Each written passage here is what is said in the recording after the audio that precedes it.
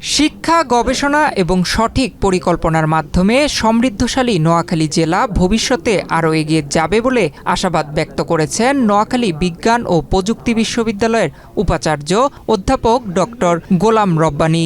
17 জুলাই শুক্রবার দুপুরে নোয়াখালী প্রেসক্লাবের বীর মুক্তিযোদ্ধা শহীদ উদ্দিন এসকেন্দার কোচি মিলনায়তনে আয়োজিত এক গোলটেবিল বৈঠকে প্রধান অতিথির বক্তব্যে তিনি একথা বলেন। নোয়াখালীর উন্নয়ন, সমৃদ্ধি ও সম্ভাবনা শীর্ষক এই গোলটেবিল বৈঠকের আয়োজন করে নোয়াখালী সাংবাদিক ইউনিয়ন।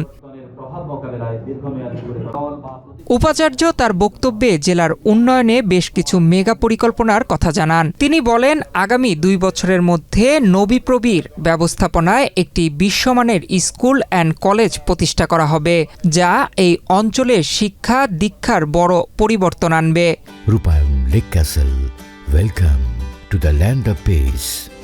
এছাড়া জেলা প্রশাসক জায়গা হস্তান্তর করলেই বঙ্গোপসাগরের অপার সম্ভাবনা ও সামুদ্রিক সম্পদ আহরণে গবেষণার জন্য একটি আন্তর্জাতিক মানের ওশানোগ্রাফিক রিসার্চ ইনস্টিটিউট স্থাপন করা হবে।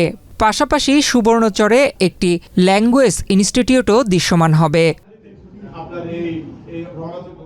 নোয়াখালী সাংবাদিক ইউনিয়নের সভাপতি আব্দুল মোতালেব আপেলের সভাপতিত্বে এবং সাধারণ সম্পাদক শাহাদাত হোসেন বাবুর সঞ্চালনায় অনুষ্ঠানে বিশেষ অতিথি হিসেবে উপস্থিত ছিলেন অতিরিক্ত জেলা প্রশাসক শুভদেব নাথ, জেলা civil surgeon doctor Anwar Hossain, অতিরিক্ত পুলিশ সুপার আবু তৈয়ব মোহাম্মদ আরিফ হোসেন এবং নোয়াখালী সরকারি কলেজের প্রাক্তন অধ্যক্ষ প্রফেসর কাজী মোহাম্মদ রফিকুল্লাহ।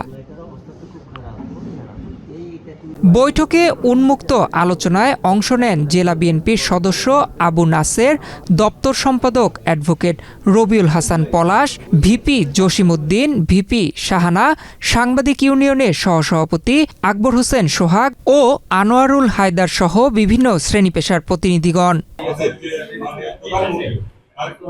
বক্তারা নোয়াখালীর সার্বিক উন্নয়নে অবকাঠামোগত উন্নয়ন, কর্মসংস্থান সৃষ্টি, শিক্ষা ও স্বাস্থ্য খাতের সংস্কারের পাশাপাশি নদী ভাঙ্গন, জলাবদ্ধতা ও যানজট নিরসনে সমন্বিত উদ্যোগের ওপর জোর দেন।